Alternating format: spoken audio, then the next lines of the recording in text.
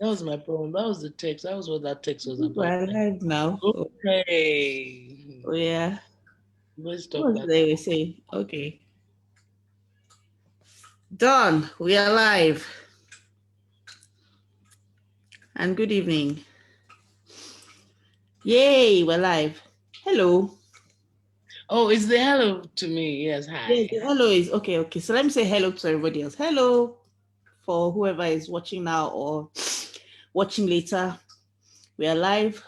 It's another conversation that we're having, Yellow Pepper Club, for the benefits, first and foremost, for our friends and family and our Yellow Pepper Club members, and then also for anybody else who, you know, this can help. So today we are talking with Uche, and we're talking about resilience, and we're hoping that this conversation would maybe help somebody, educate somebody, inform somebody, inspire somebody, especially for those of us who are on a mission or purpose driven in what we're doing, or just generally trying to survive.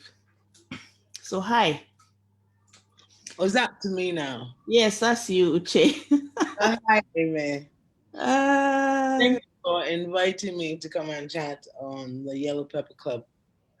you mean like thank you for like harassing you to come and This would be my debut live video anywhere, so it's a really?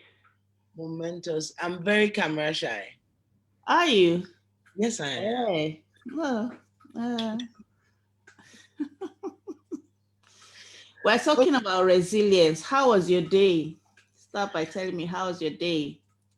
My day today was quite busy. It started at 5:30 in the morning. It is about 9 p.m. now. I'm looking forward to going to bed. But the highlight of my day today, I solved one problem. I paid school fees. That was Woohoo. great. That was good. And I'll have a different quality of sleep tonight. That's one wall crossed, and tomorrow is another day. Tomorrow is another day. We'll line Oh, it by the up. way, Uche lives in Nairobi. So she's like how many hours behind us? I'm 3 hours ahead of you. So is what? Oh, 9. Okay, so anyway, why when I said, oh please come, I want to interview you, you have so many things to talk about, come and talk to women, come and talk about career, come and talk about this, and you said, no, let's have a conversation about resilience. Why is that important? Okay. It would be mute to say the times that we're in require a lot of resilience. Mm. Prior to the pandemic, actually, he had resilience was beginning to feature even as a competence that one looked for in hiring.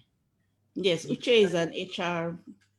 I'm a HR something consultant specialist. She's an HR big woman No, that's I'm been doing it, HR that's something. been doing Human it resources. forever. Let's Yeah, not ask about that. yeah. So So resilience was beginning to feature a lot because the kind of the way changes were coming to people on a regular basis. Resilience is seen as you being able to recover from that hmm, quickly.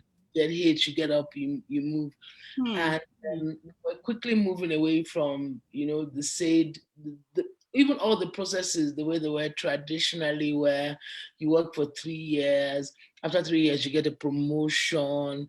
Every year, you get a salary review. Things were not happening that way anymore. Mhm. And you needed people who could really flex with times. If it goes bad, if we have to stop this production line because it's not selling and we move into another market, people that will recover from those kind of incidences. And consequently, it has led to everyday life Yeah. because now the pandemic is hit. Usually, like now, every single day you get hit from so many corners. you get triggered by the news you hear. Then there's a job. Then you hear, oh, someone's lost their job. What was it Next, that we were saying today? Just we were saying something about you said everybody. You said if you spit in your kitchen, you said something. Yeah. that's not polite language to use for a live feed, but And no, but basically, there was a phrase that you said that uh, everybody is something. I said everybody is experiencing something, is going through something. I said if you were in your room by yourself and you spat in the air, that it's likely you hit someone who's going through something, aka just even you, like even within your personal space. So it's not become quite prevalent that you need to move and move quickly, and somehow it's almost like compartmentalizing it. I don't. That word is always a biggie for me, and the way that I see that I've started operating for a number of years now, even before the pandemic, is I look at most problems in isolation. So I Mm. don't I don't tie it. I try as much as possible not to tie it to another problem because that makes it even larger. That's a very womanly thing to not do, or rather, that's a very unwomanly thing to do Yeah, because women tend to if you gotta reach it out. worry. If I was this, then this would not have happened. Then that Yes, problem yes, lingers, and it yes, has yes. all kinds of roots. So basically, the way I started thinking, and maybe it was from like 5 years ago, is just take it, treat it in its own in its own form, almost like respect it as its own entity. So this is one problem. This is this problem. How are we going to solve this problem? So solve this problem. Don't tie it to another If problem. you're That's struggling with this problem, it doesn't mean that everything is. everything else has collapsed. Mm, mm. What tends to happen is people take little hits, daily. You get this one, you absorb it. You take this one, you absorb it. You absorb, and surely at this in this period of time, you absorb it so much that it would be a kid walking by and dropping a plate, and then the trigger just goes It off. triggers you. But that problem of the plate dropping is not worthy The real of the problem. amount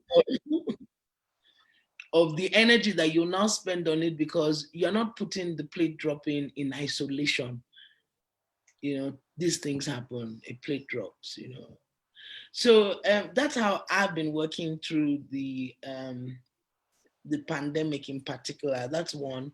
And then two, it's always a case of I have two other methods that I use. One is, you know what, it's going to be okay. Okay, I'm going to stop you there for a minute because Yes. I want to highlight a couple of things that you've already said, which are like lovely golden nuggets that I'm going to like put in my pocket.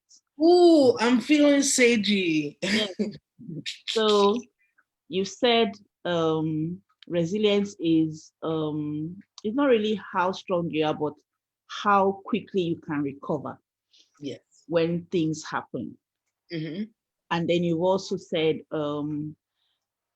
it's that's one of the ways that have helped you is compartmentalizing things and just putting each thing in its own compartment so that if something explodes over here does not mean that the whole world is exploding, that kind of thing. So but carry on. Two already. Okay. And the other thing I was going to say was that now I've lost the whole sage insight that I was riding on. Yes. So give me 1 minute. Five, you said 5 years ago. Oh Okay. no, we're not telling that story today. Okay, maybe we should. I mean, that's really like the crux of where I had to learn to think on my feet. So 5 years ago, I lost my mom, and the and I lost my mom quite suddenly, and the helplessness. that I felt at that period, I was absolutely certain that I was never going to get up. Hmm. I was so sure. Whatever feelings I was going through at that time, I explained to people that I felt like someone had pulled out my spinal cord. And if you didn't have that, then I was just a little crumple in the corner, and people should just leave me there till it was time for me to To go just and meet my mom. quietly just expire, just I just, just it was quite devastating, and where I am today, I never would have thought I'd be able to achieve a number of things. But basically, when I thought that was like the absolute worst thing that could happen to me in my life, the year after, like the universe just said, "Look, hold my bear, I'm coming. I got some more. I got some more stuff for you." And from then on, for a period of 3 years, it was a hit again, one hit after by the other. hit by hit. And in all of it, yes, now I remember what I was going to say. In all of it, I mean, I think some way between the 4 years, some 4 years of absolute turmoil, like midway, it just occurred to me that for all the problems that I was dealing with in that time, ultimately it was okay. Mm. Like, so at the end, ultimately it'll be fine. And But like everything, like what? Like everything is going to be okay, or it's everything okay. It's okay. everything will be fine. Things think about it, in any measure, things always resolve themselves one way or the other. The amount of energy that we spend in that anxiety, Mm. worrying about it, is extreme, and we put mental state through the ringer. You put your physical state through this ringer. For people who are spiritual or religious, it's almost easier for them to know that, to accept that philosophy of it would be all right, because that philosophy is really based on irrational thinking. Mm-hmm. If you Mm-hmm. look at the way the world is, the pandemic, all of those things, and I tell you that, Emil, you know what, I'll be fine. You know what, I'll probably, I can, it's very likely that, I can start a business and buy a car. I'll be fine. My children will be fine. None of us will catch the things that are spoken out of faith or out of pronouncement, just because you have that side of you. It's probably easier. If you do the mathematics based on where we are, we shouldn't rationally be thinking So, of, so for a person of faith, it's easier. What you're saying is, for a person of faith, is easier, but but it is also exists for whether a person of faith or not. mm, mm, A person of faith is almost conditioned. You conditioned about faith, hope, that you'll be okay, God's got my back, that kind of thing. But even for somebody who doesn't believe in a set figure, mm, even the power of positive thinking lets you know that it will be all right. All the issues the world has seen from the time the world was created, it mm. resolved in one manner. Huh? So that's the number three key for me. Like, look, it'll be okay. Just always know that time that you're running through the fire of your tribulation, of your challenges. It seems like that's what the whole world is about. But you need to be able to put that problem in one box, and that is one. Oh, It's a lot, but it's one problem, and there are many aspects of your life. I mean, this life. thing is easier said than done, but this was practically what I went through. Like in 2016, when I had some issues, I locked myself down. I closed myself out from every aspect of life. I So, would. so this way that you're talking about now, is it something that you train yourself, or is it just something that one day you just realize it? Well, it was a lot of living through it.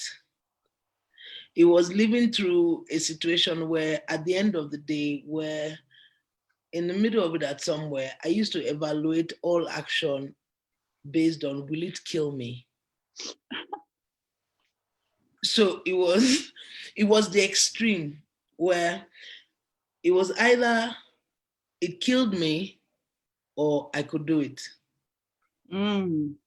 Yeah. So like I would, and this was how I evaluated many things. Of course, that period of extreme thinking has subsided, but at that point, this was what it was, all or nothing The for survival kind of thing. the survival. It was a survival thing, yeah.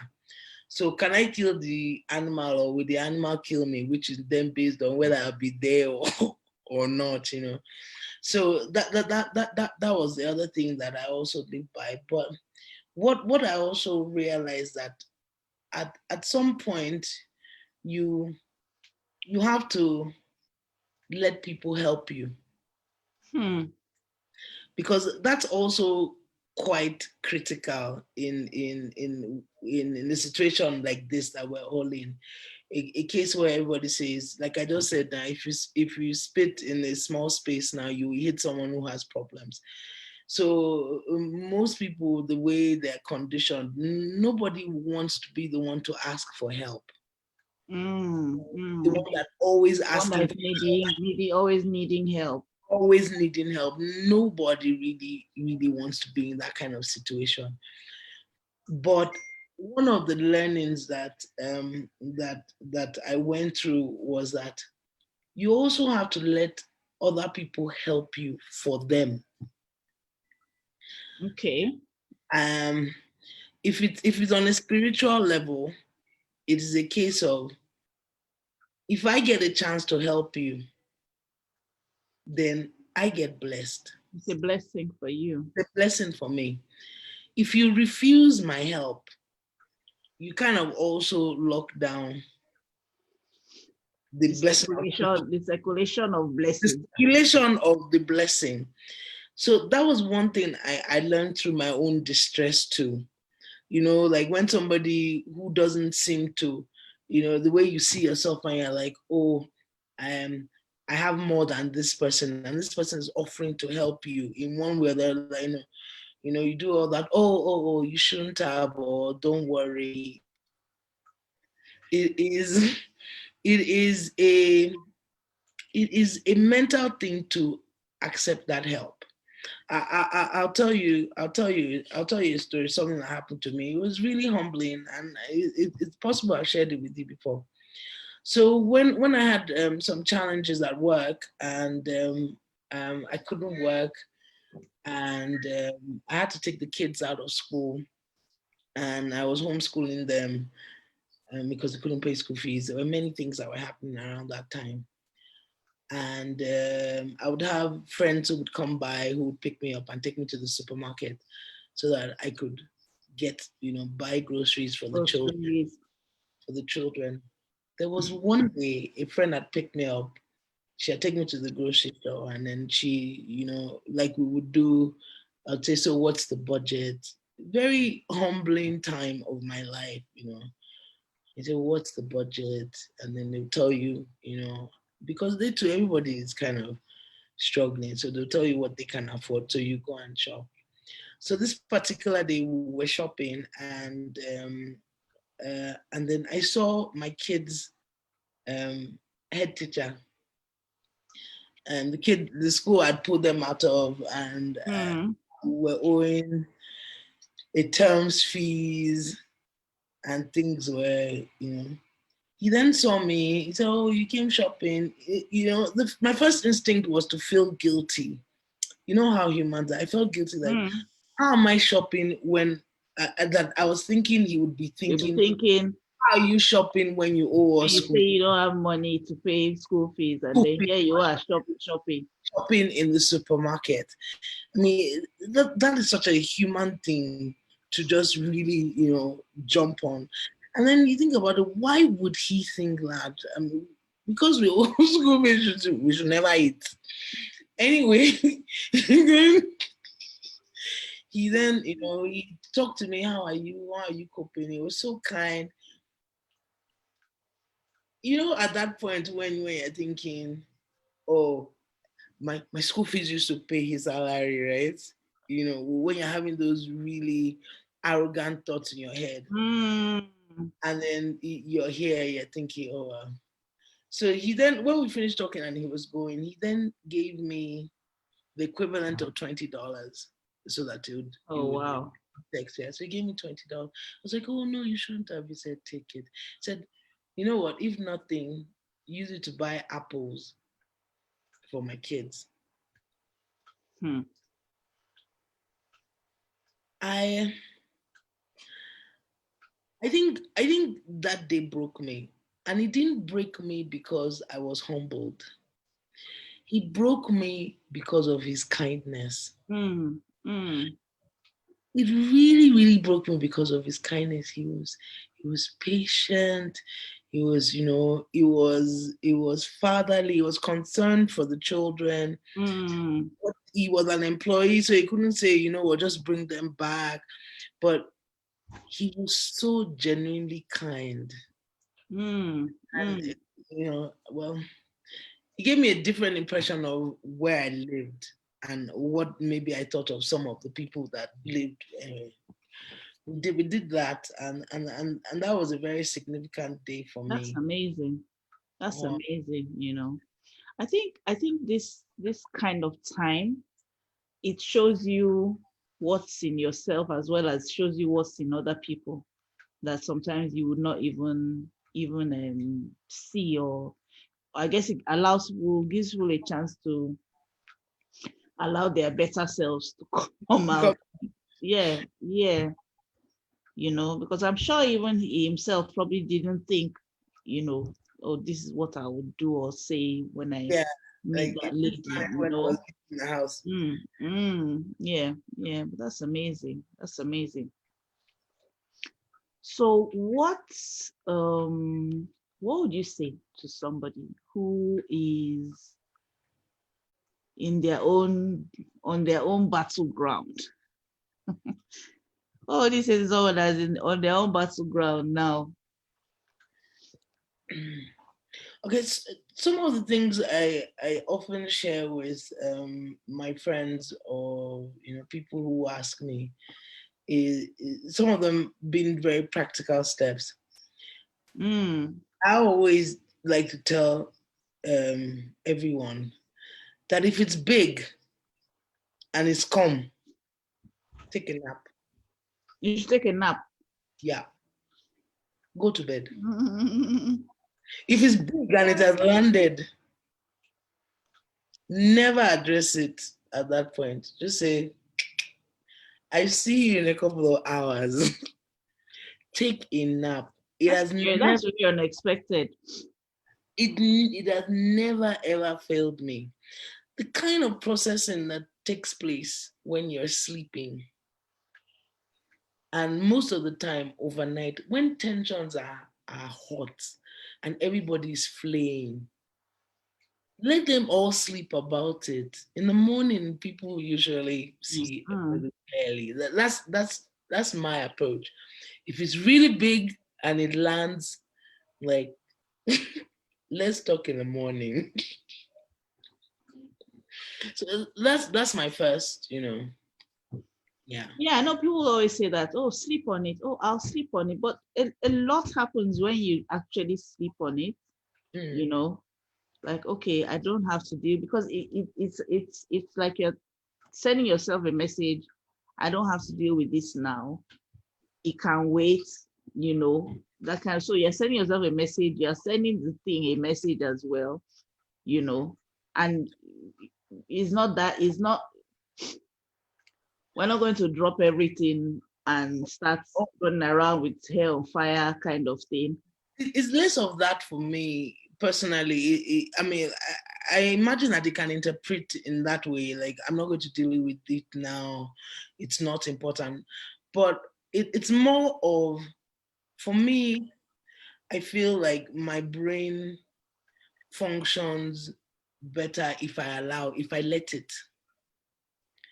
So you So look at it in a different way when you wake up. when I wake up, so what happens? I don't know, myth or science. This is how my brain functions. Like if I hear the problem, I see the details of it. I trust my brain that when I'm sleeping, it would it would process. My thoughts in the morning are a lot clearer, and somehow the wires are zinced while I'm, so it's clearer. It makes more sense. People's emotions are a lot more chilled. Maybe we've had a rest.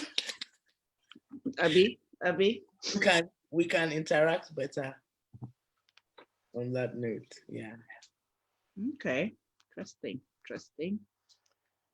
I'm just looking on the see whether there's anybody joining us. If anybody has anything to say.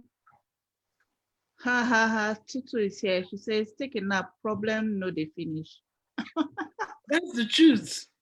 Tutu says, great topic, by the way. Hi, Tutu.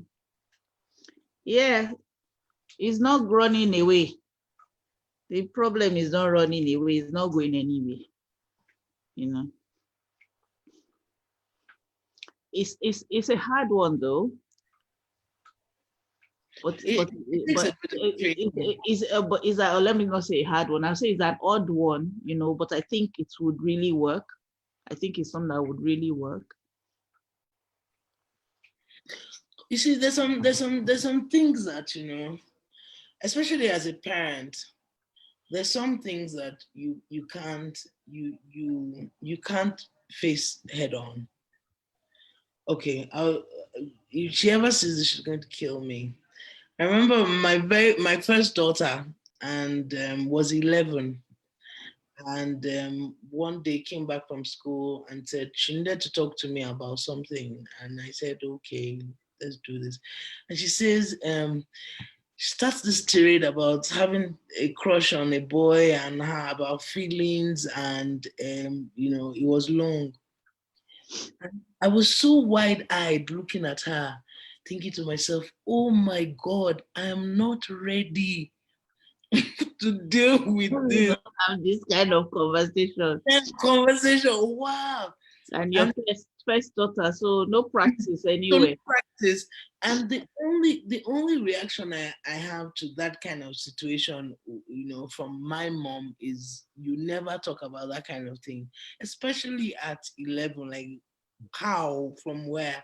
So I have a crush on a But boy. I know, no, this was not just about having a crush. It was expansive, about he liked somebody else, somebody like, it was a real heart wrenching, might involve some tears, kind of heart to heart mommy daughter talk. Wow. And here I wasn't equipped.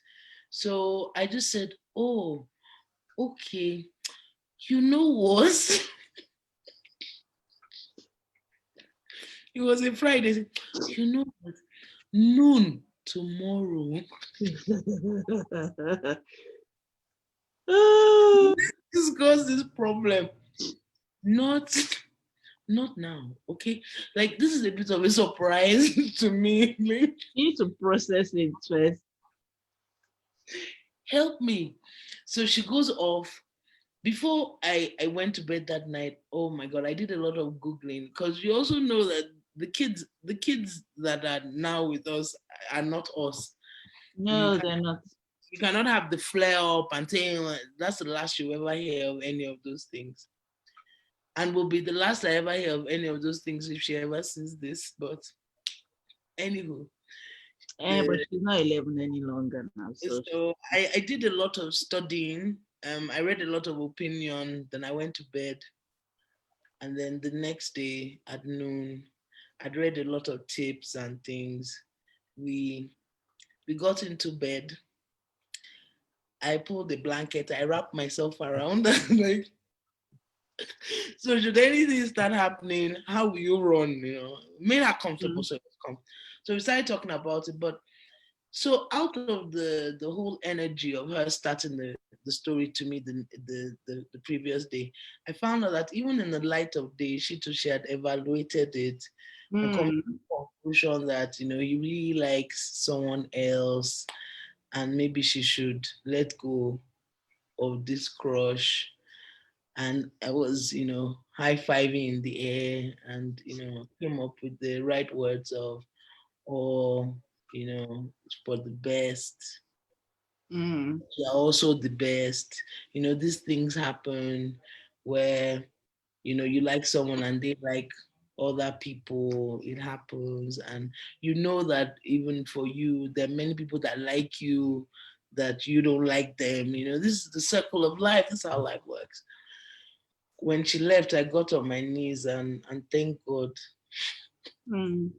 that Ikenna was not going to be a hindrance in my life. It was not going to be, or it was not going to feature At in least for your that year, I yes was in I that was, period. Mm.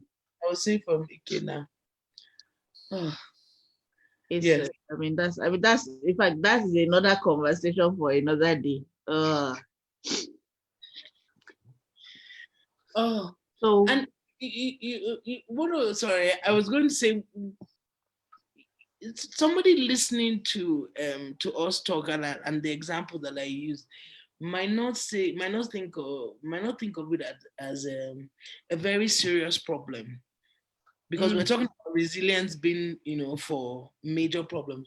But in the life of a mom, some of these emotional conversations that you have with your kids, and where you can see whatever path is ahead, it can be really tasking. It can be really tasking on you emotionally, that then manifests physically. I You know, think generally in a life of when it comes to any form of adulting,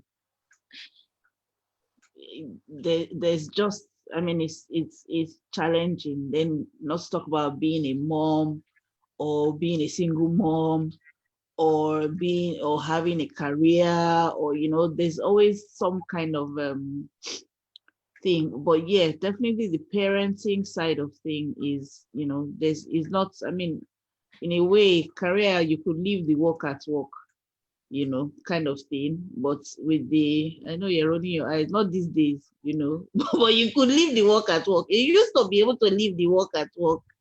now the work is at home. Yeah, but now there's because your emotions are there, and you're trying to be protective, or you're trying to be objective, but you have that thing that you want to kill Ikenna, but at the same time you're trying to just, keep a straight face, all Yes, those try things. not to be a Mhm. drama mom, That kind of thing, and try not to channel your own mom and and your own projections and your own constant fears upon them.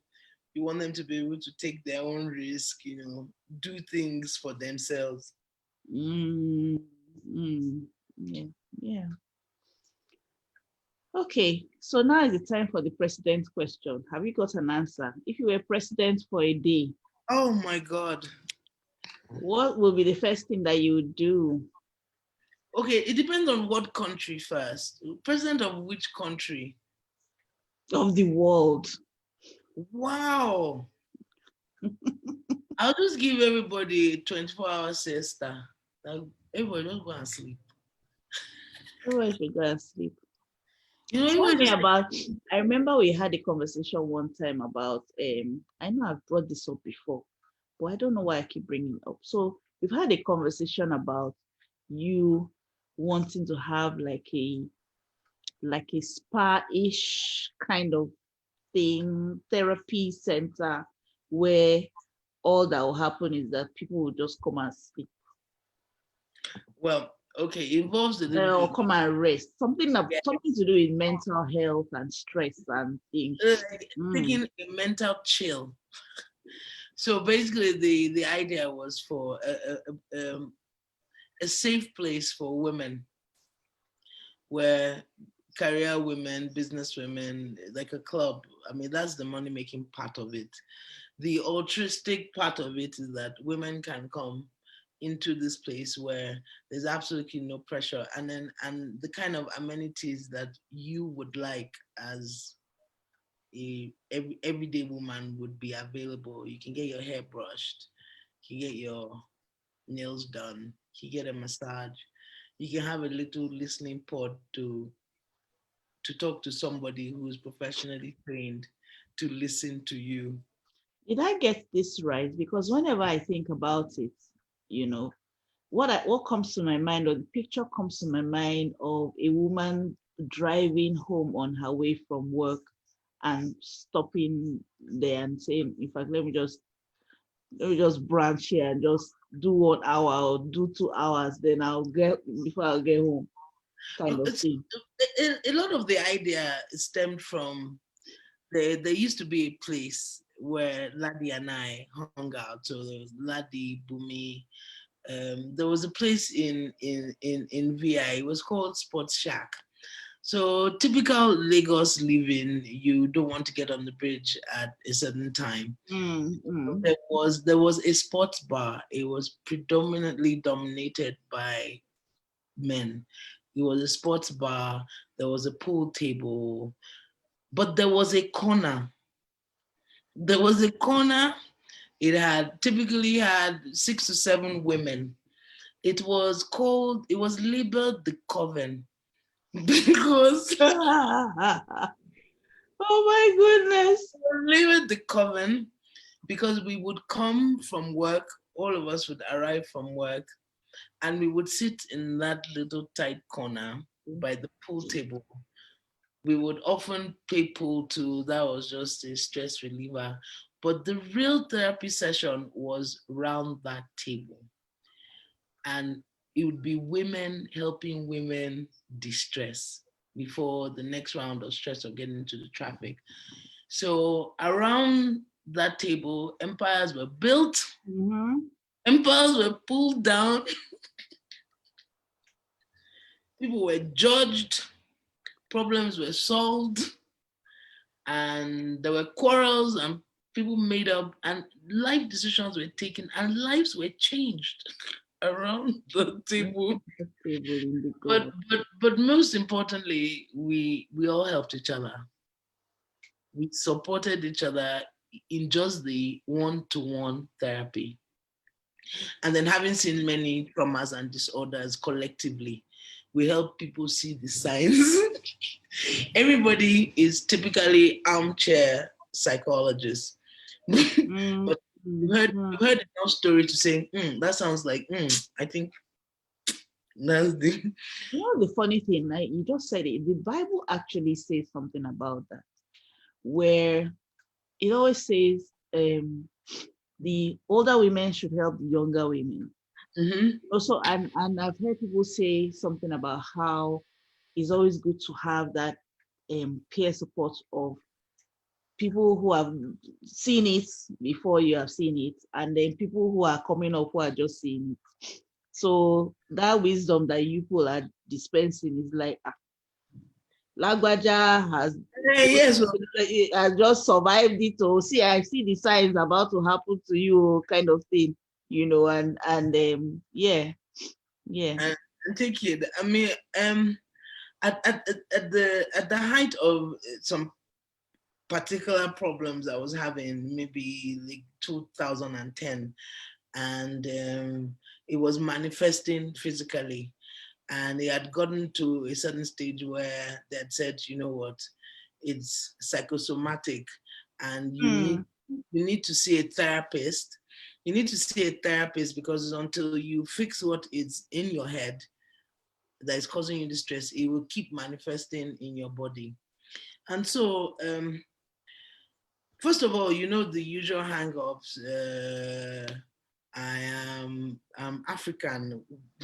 Uh, Things have changed considerably now. Was We're talking like 2009, 2010. I'm like, you don't go to 10 years therapy. ago. You don't go to therapy now. African. And then the other thing was, No, either you talk it up or you go to church. Was all that yes, English? yes, yeah, yeah. And then it's quite costly.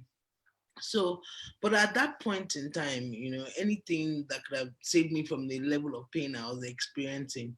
So I think I booked it. I booked it. Then the person, when she told me how much it was for 1 hour, and I was signed up to do 3 hours, a week. Ah, it was like $60. Ah, $60 per session, 3 sessions a week. A week. Again, we're talking about 2010. I checked it. I said, man, if I take this $60 and I buy phone card and I call Tokumbo, who is my best friend, call Tokumbo. So if I engage Tokumbo 1 hour every day for those 5 days, I said, I'm sure I'll be okay. And that $60 no go finish. And primarily, I don't knock therapy in any way. I do not knock therapy, and I think people who need therapy should get therapy.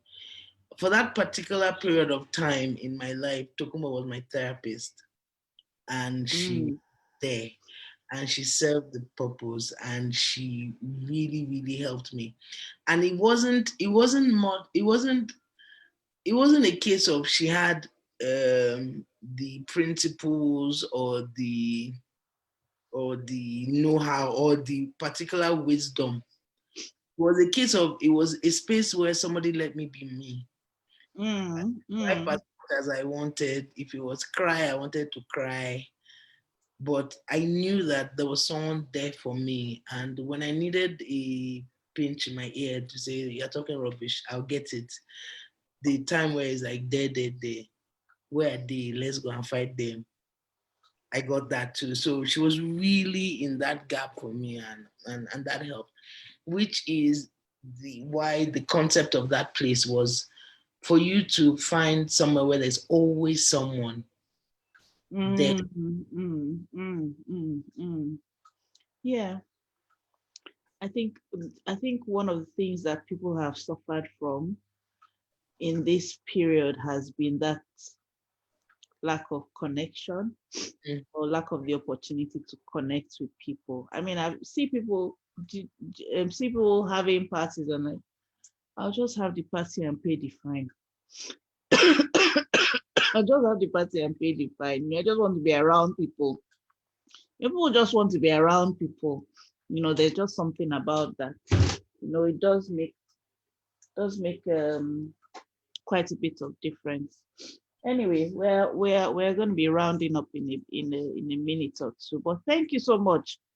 Um, the question I wanted to ask you before we go, you've talked about resilience, you've talked about being able to recover quickly, you've talked about having people that are there for you, therapy when you need it, compartmentalizing thing, allowing people to help you, and many other things. Now, do you have to be a special kind of person to be able to be resilient? Is there any personality or character trait or behavior that you need to have so that you can be resilient? Or from what you're saying, are you saying that everybody can be resilient? I don't think I don't think there's any genetic predisposition to being resilient. I think anybody can be resilient. It helps if you do have a positive mindset, that and then you carry around that mantra at the back of your mind that it would be all right. It is okay for you to get up if you always imagine that, you know what, it's going to be all right. Mm, mm, Yeah. mm, If the attitude is fatalistic, like this is the absolute end for me, it is harder for you to be resilient. But if you have that, attitude that I know that it might not be today, in 3 years, or you'll be okay. It is easier for you to get up to achieve that. Yeah. So I think that mindset helps, but resilience in itself is not a skill. mm, Resilience mm, becomes mm. more of something like an attitude that you can choose to adopt. Yeah. Awesome. Awesome. Thank you so much, Uche. Thank you. Thank you. I'm looking to see whether there's any other.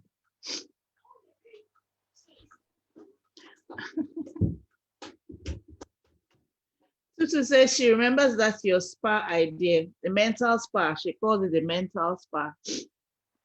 So maybe the idea will one day actually finally happen. Yes. Maybe it should just be in Nairobi. Yeah. I'm more called to helping my Nigerian women. And so they can come to Nairobi to be helped. Anyway, but thank you so much, Uche. I think we're gonna Okay. yeah, jump off the call and call it a night. All right, Emma. Thanks Thank for you, thank inviting you me. to everyone for listening. And if you have any questions or whatever, just drop something in the comments, and I'm sure Uche can get back to you. Uche is my family.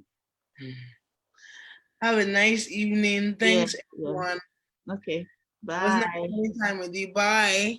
Uh-huh.